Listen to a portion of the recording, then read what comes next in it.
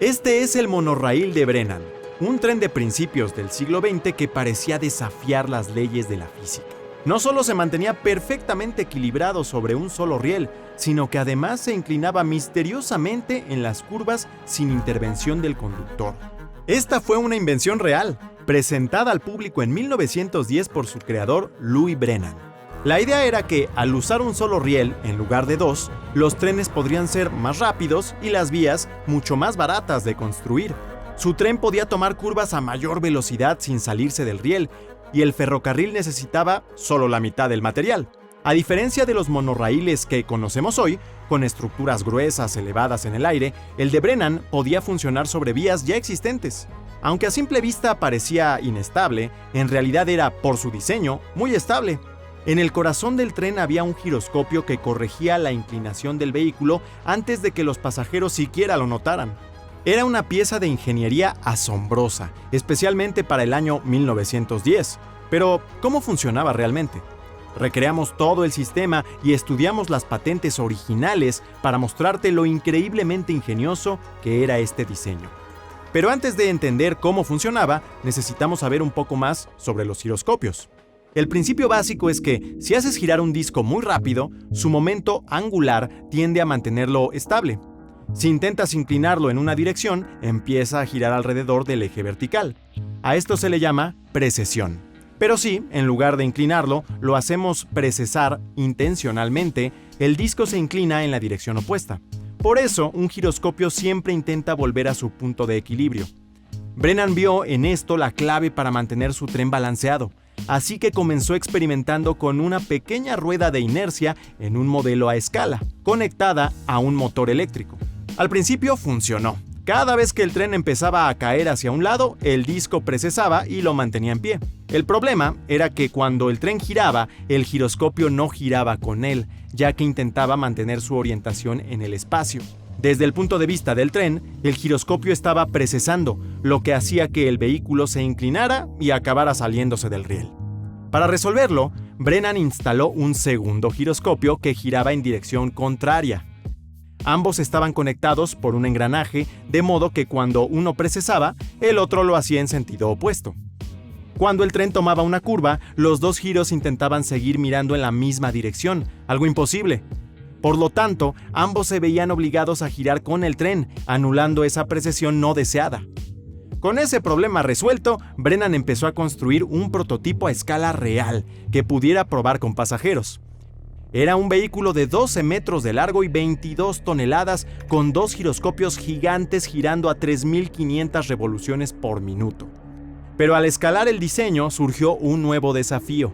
Con tanto peso, los giroscopios no solo debían luchar contra su propia rotación, sino también contra la fuerza de gravedad que intentaba volcar el tren.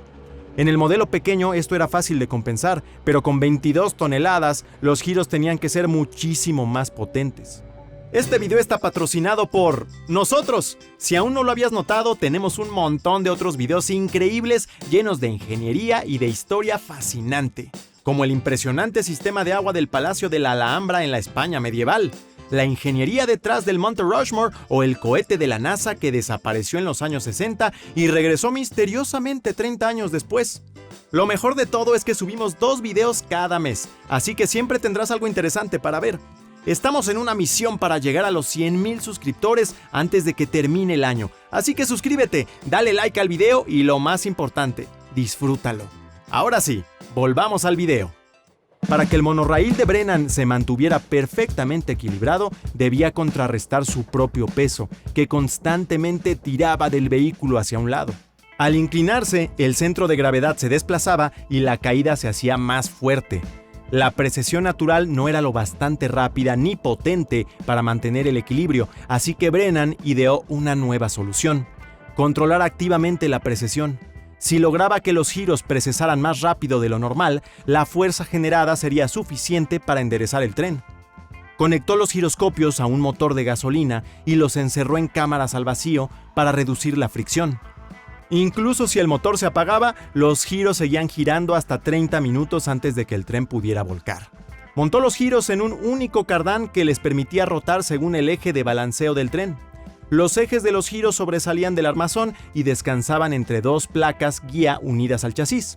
Cuando el tren se inclinaba, los ejes tocaban una de las placas y la fricción los hacía rodar como una rueda, forzando a los giros a precesar más rápido que en el diseño anterior y empujando el tren de vuelta a su equilibrio. Sin embargo, las vibraciones hacían que los giros rebotaran contra las placas, lo que impedía una fuerza suave y constante. Así que Brennan eliminó las placas guía y desarrolló una solución aún mejor.